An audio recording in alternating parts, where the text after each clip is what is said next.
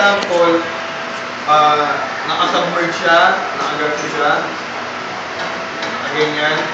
Then walang tunog. Kunwari, walang tunog. Puro ikot lang. Ganun lang. Hindi siya hitting sound. Then, ano ba yung hitting sound? Yung pag wala kayong na-create na gano'n, medyo ipapayo lang ng konti. Baba lang. Hanggang sa marinig nyo yung hitting sound.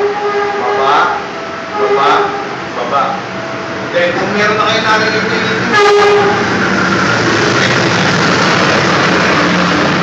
yan, sabihin nyo, for latte, 6 to 7 hitting sound.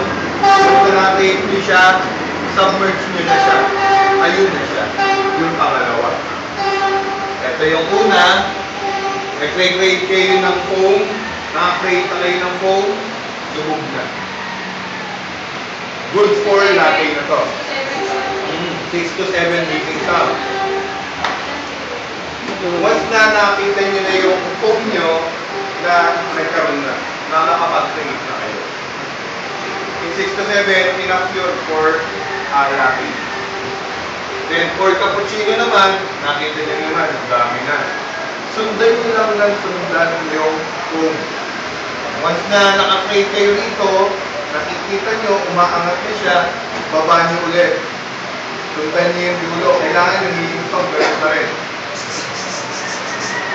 Then, hanggang sa madouble nyo yung size. Then, iniikot parehas yan na latte and cappuccino. Kailangan nag-convert siya sa loob.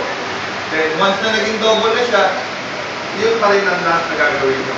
Isa-subvert nyo ulit yung stinging one. Kuha. Sige, gawin na natin ngayon. Kasi kahapon, sir. Ito, try ko sa inyo. Kailangan na laging change yung gamit nyo, tapos stinging finger ha.